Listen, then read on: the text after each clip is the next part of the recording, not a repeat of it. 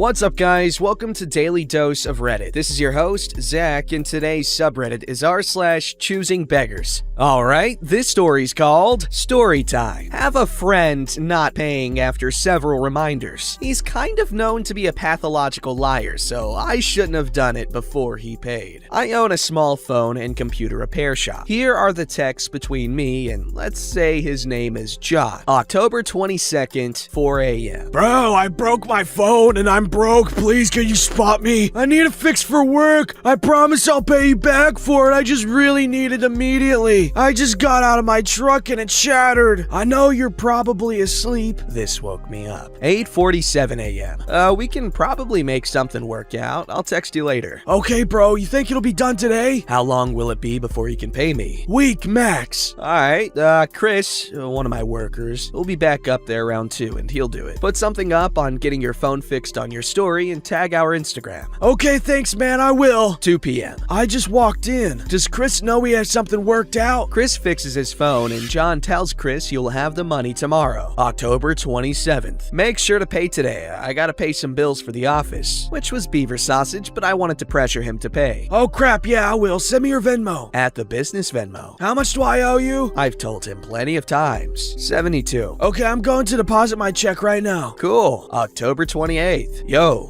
hit me up with that Venmo. I gotta pay people. I Venmo'd your personal on accident. Send me a screenshot of my personal. And he didn't get it. Hold on, let me check. Come on, man. I am. Hold on. I'm on the phone with Venmo. I might have to bring cash to you. It said it locked up. I'm getting it settled right now. I'm not gonna not pay you. I promise, dude. They said requested and it should work. Request sent. It's not freaking working. I'll get cash in the morning and drop it off at the office. Or we can meet somewhere. I'm sorry, bro. I'm not trying to screw you over. Office will work. It's fine. I just had a bunch of things that came up that I need to pay for. Again, beaver sausage, but I really don't like being taken advantage of. I'm sorry. What time will you be there in the morning? Should be there by 9, but I'll let you know. Okay, cool. October 29th, 9 o'clock a.m. I'm up here, 12:15 p.m. Need my money today by 4. Bet. Can I get a discount? The audacity of this motherfather! That is the discount, plus it's late. Well, sorry, dude. I've been dealing with crap, man. I'm headed back from town that's 30 minutes away. Soon, then I got you. Okay. Be cool, though. I'm cool, man. You're the only person that has to go through stuff. I might give cash to Jess, a mutual friend, and get Jess to Venmo you depending on when I get back. My papa's having heart surgery today, so I might stay here, but you will get your money today. The heart surgery was broccoli salad, and even if I wasn't, that doesn't have anything to do with me. That'll work. At this point, I called Jess, and he had no idea what the fuck I was talking about, but he said I'll ask John about it when he gets here. He's on his way now. October 30th. Making any headway? Yeah, I'm giving Jess cash when I get back. Then he's gonna Venmo you. I don't know if it'll be by 4, but it will be before tonight for sure. Okay. 8 o'clock p.m. Yo, October 31st. Dude, this ain't a game, man. If I report a sale, I'm responsible for having the money. Bullcrap again, but regardless, my company was owed it. I know, dude. I got you. I swear to God. I made it back late as frick last night. Are you gonna be in town around 5:30ish? No, I won't be. Get someone to Venmo the account. I'm sorry, dude. Don't be mad at me. November 3rd. Any update, man? Yeah, sorry. Been working. Jess is coming back with my check tonight. I had to pay some crap for my truck because Jess coming back tonight. Then money's coming your way. Just text me around 7 to remind me. 7:50 p.m. Reminder. 8:30 p.m. Reminder part 2. November 4th. Today gonna be a better day? November 6th. Come on, man. Hold on. I'm in the fire academy. I'll call you when I leave. Sorry, dude. I've been super busy. In town, 45 minutes away. Every day in the academy. I should get done around 4:30. Also haven't had my phone much. November 9th. You around today? In town, 45 minutes away. Until 5. I have your money, just have to get it to you. Where are you gonna be at 5? Work. I live across the street from the office, so I'll be around. Okay, I might just bring it at 4. 8 o'clock p.m. Yo, November 12th. Bring it today. CPA will send it to collections or small claims soon. Left on red. Keep in mind, it's an LLC. It's not me you owe. Yeah, I'm busy right now in town, 45 minutes away. Well, figure it out. You've had a month. I've been busy, dude. I'll get you the damn money before before the week is over. I've had more important crap to deal with than that $72. You've said you'll get it to me before, so I have no reason to trust that. Get someone to Venmo the business account. Yeah. Yeah, what? It's a business, dude. I'm trying to keep them from sending you to small claims or collections. Beaver sausage. I make the call whether or not to send it. OP, I just said you'll have the money before the week is over. I'm not making excuses.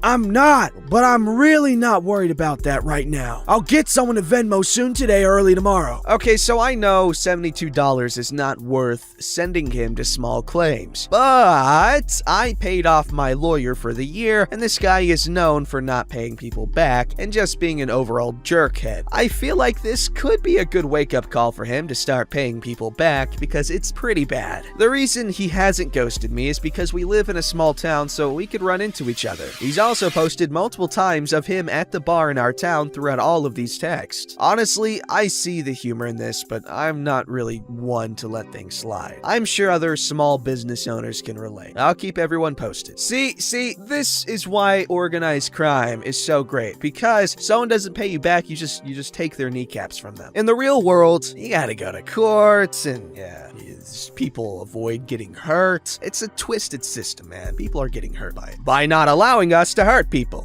I'm joking. I don't want to hurt people. This story's called Bridezillas Drove My Cousins to Shut Down Their Business and Win! 50 years ago. My aunt was a very well-known cake decorator.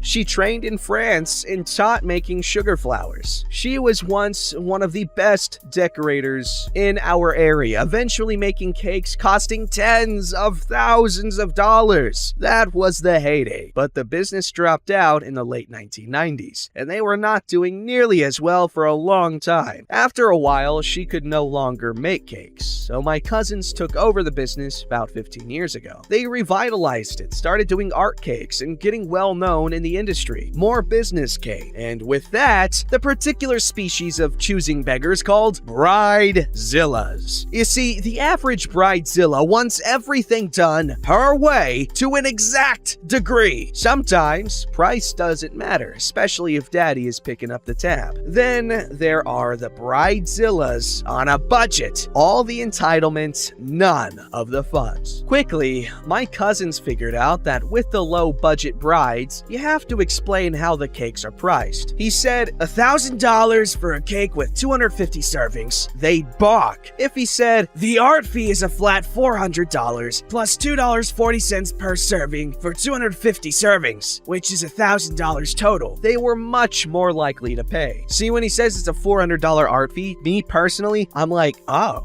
$400 for an art fee? $400? And then I would be less interested. But if he's just like, hey man, the cake's $1,000, I'd be like, all right, sick. One day, a bride and her mother came to the shop to choose a cake and design. As a prep, my cousins would bake small cakes for taste testing of the flavors the bride wanted, usually 3 to 4. It takes time and effort to make them because each one may need to be mixed separately, though baking should be at once. Each small cake needs to be built as a layer cake, then decorated with at least a buttercream or fondant to match the big cake. They bridge, and her mother picked the flavor they liked, talked about the number of guests, and then settled on a design and color scheme. My cousin gave them the price, something like $1,500 for everything. It was a big wedding, which always includes delivery, setup, and breakdown, packing of leftovers. The bride and her mother got very upset at the cost, and one said, "We can get a cake at Walmart for $150. Sure, but a Walmart cake isn't what they make, and he was done dealing with them. He stood up and said, well, I'm sorry we couldn't reach an agreement. I hope your wedding day goes well and you have a happy life with your new husband. Good luck. He then waved them to the door.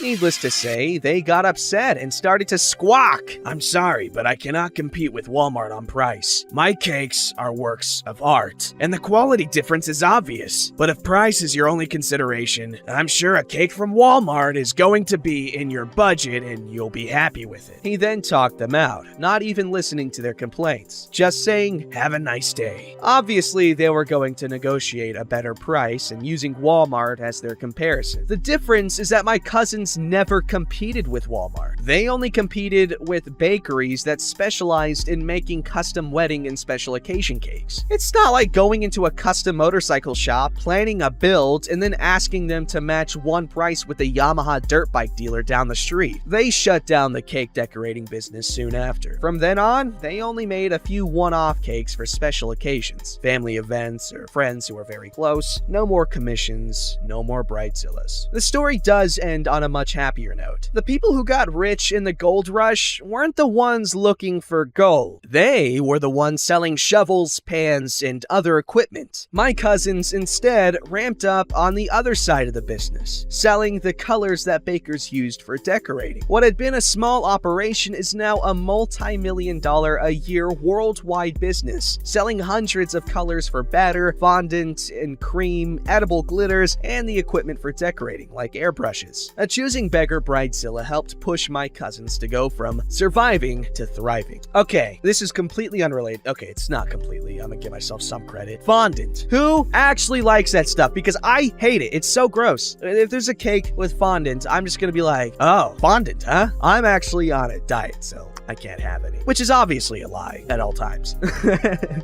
Alright, this story's called My Boss Wanted Someone to Do My Job for Less. So this was a few years ago, but I am new to Reddit, so I want to post my experiences.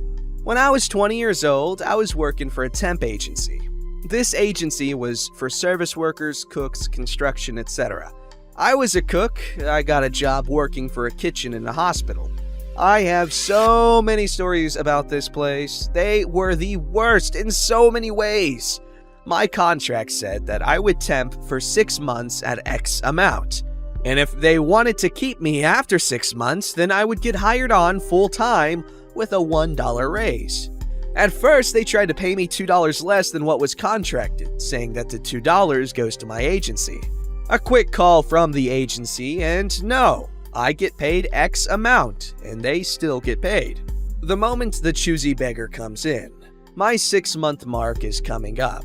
I have done so much for this company, stayed late, covered other shifts, work while injured, etc. I asked my chef if I was going to be hired on, and he said that they would have to go through the application process and give a fair chance to every application. Fair enough. I applied for my job and even had an interview. 1 week before my 6-month date, and still no answer. I asked my boss if there was any idea if I would have a job in a week. He said he really didn't think so. My chef pulled me into his office and told me flat out that he would not hire me because he could find someone to do my job with more experience for less money. How I am overpaid as it is, and unless I would be willing to go against the contract and get hired on for $2 less, then they would not hire me. I thanked him for being honest with me and said no, I will not work for $2 less than what I was making. But I am on contract and will finish my week. 1 day before my contract expired, he came to me and said that they have not yet found someone and were hoping I wouldn't mind working another week for them till they could. I said sure. And the agency approved it. New contract signed for 1 more week. 2 days before the new contract expires, and he came and asked me for the same thing. Asked if I could work another 2 weeks until they found someone. At that point, my agency got upset and said no, they either hire me on or they hire someone else. Day before my contract expired, 1 week before I'm supposed to leave, and my chef comes and spills a pot of milk on my flat top. I have to stay 1 hour after scraping scalded milk off this thing, and everyone else has gone home. While I'm scraping this crud off the flat top, the chef comes to me and says, "Well, I have great news. How would you like a job?" What? "We have not been able to find anyone to replace you, so if you want it, this job is yours." Dude, I was supposed to leave 30 minutes ago and you're telling me now that you want to hire me? "Well, we really didn't have an option. No one applied." I already found another job. I start in 3 days. I'm sorry, but I am not gonna take it. "That's extremely unprofessional. You're supposed to give me a 2 weeks notice before you find another job." I thought you were going to say yes to my offer. I have no one to cover for you. 2-week notices are only if you are actually working for the job. I am a temp. I am on contract. And technically, per my contract, I no longer work here as of 11 p.m. Fine then, go. Let's see what job hires you. Okay, have a good night. I took off my apron and set it nicely on my station. The flat top was not fully cleaned and I walked out. I had a nice 3-day weekend and started my next job. They paid me $1.50 more than what I was making. I think he spilled milk on purpose so that we would be the only two left in the kitchen. That way he didn't have to beg me to stay with witnesses. Wow, that sounds like an amazing work environment where you feel encouraged and loved and appreciated and valued. Not! Don't forget to like, subscribe, and hit that bell to never miss an episode.